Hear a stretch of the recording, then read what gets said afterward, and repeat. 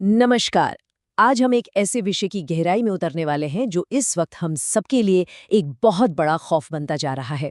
भीषण गर्मी और उसके पीछे छिपा वो अदृश्य कारण जो हमारे पूरे इकोसिस्टम को बदल रहा है। ये कोई आम गर्मियों वाला तापमान नहीं है। ये एक ऐसा बदलाव है जो सीधे तौर पर हमारे और आपके जीवन को प्रभावित कर रहा है। तो चलिए, बिना कोई वक्त बर्बाद किए सीधे तथ्यों पर आते हैं और आज के इस एनालिसिस की शुरुआत करते हैं। भाग 1, भीषण गर्मी और आग। चलिए इस चर्चा की शुरुआत देश भर में अचानक से होने वाली कुछ बहुत ही खौफनाक घटनाओं पर जूम इन करके करते हैं। जरा इन तारीखों पर गौर कीजिए। 20 अप्रैल गुरुग्राम की एक पैकेजिंग कंपनी और राजस्थान की एक रिफाइनरी में भयंकर आग लगती है। ठीक अगले ही दिन 21 अप्रैल तमिलनाडु की एक पटाखा फैक्ट्री और महाराष्ट्र के एक वेयरहाउस से लपटे उठने की डरावनी खबर आती है। और फिर 22 अप्रैल मध्य प्रदेश, कानपुर और दिल्ली की एक जूता फैक्ट्री में भी बिल्कुल ऐसा ही हादसा होता है। सिर्फ 3 दिन, महज 3 दिन के अंदर अलग अलग राज्यों में आग का इतना भयानक तांडव। अब यहाँ एक बहुत ही दिलचस्प लेकिन डरावना सवाल उठता है। क्या ये सिर्फ एक इत्तेफाक है या फिर किसी बहुत बड़े और भयानक पैटर्न का हिस्सा? क्या कोई ऐसी अदृश्य ताकत है जो माहौल को इतना गर्म कर रही है कि जरा सी चूक सीधे आग के बड़े गोलों में बदल रही है? इस सवाल का जवाब इस चौंका देने वाले नंबर में छिपा है, 19। जी हाँ, हाल ही में दुनिया के 20 सबसे गर्म स्थानों का जब डेटा निकाला गया तो मानो या ना मानो उनमें से 19 स्थान हमारे भारत में थे। ये कोई छोटा मोटा आंकड़ा नहीं है। ये साफ बताता है कि हम जिस हीट वेव का सामना कर रहे हैं उसका स्केल कितना विशाल और खतरनाक है। भाग 2, सुपर अल नीनो का खतरा। अब इस एनालिसिस के सबसे दिलचस्प हिस्से पर आते हैं। आखिर इस भयंकर गर्मी के पीछे ग्लोबल क्लाइमेट की कौन सी बड़ी घटना काम कर रही है? इस पूरी तबाही का असली मास्टरमाइंड है सुपर अल नीनो।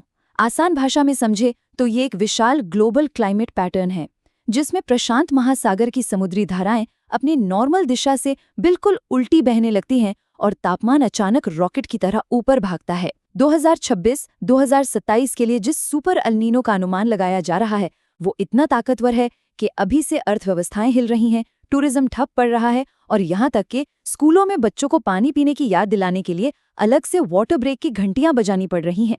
और अगर आप सोच रहे हैं कि ये कितना बुरा हो सकता है तो इतिहास का ये साल याद रखिए, 1877।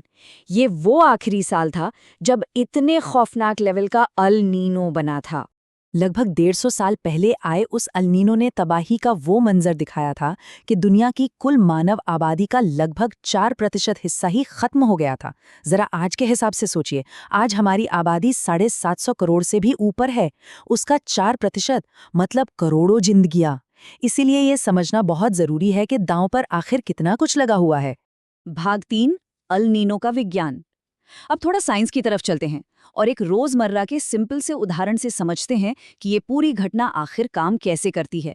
साइंस का एक बहुत ही बेसिक रूल है, गर्म हवा हमेशा ऊपर उठती है और फिर ठंडी होकर बारिश बन जाती है और हवा हमेशा हाई प्रेशर से लो प्रेशर की तरफ भागती है।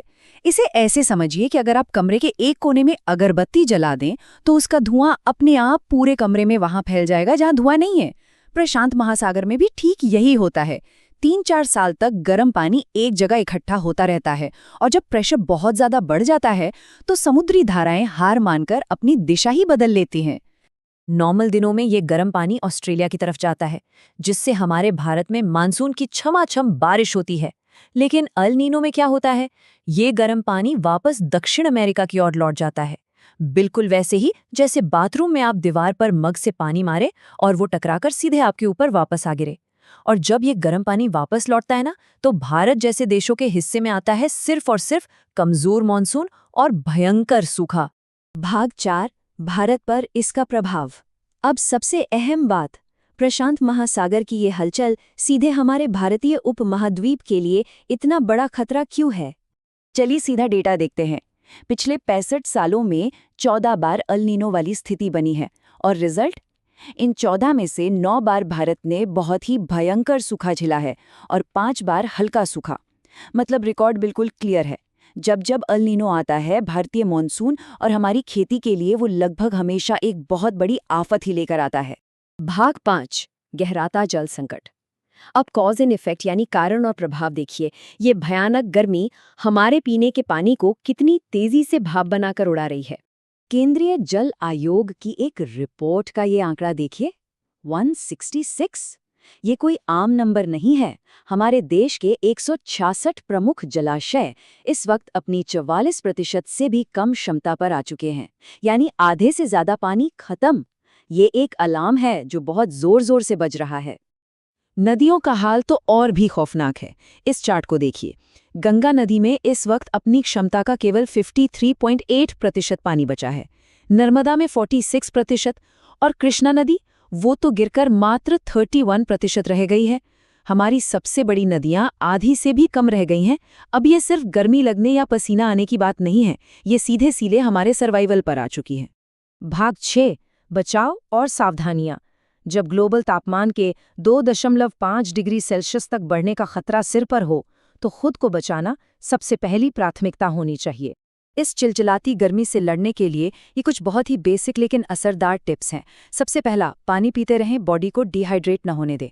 ताज़े फल खाएं, ढीले और आरामदायक कपड़े पहनें।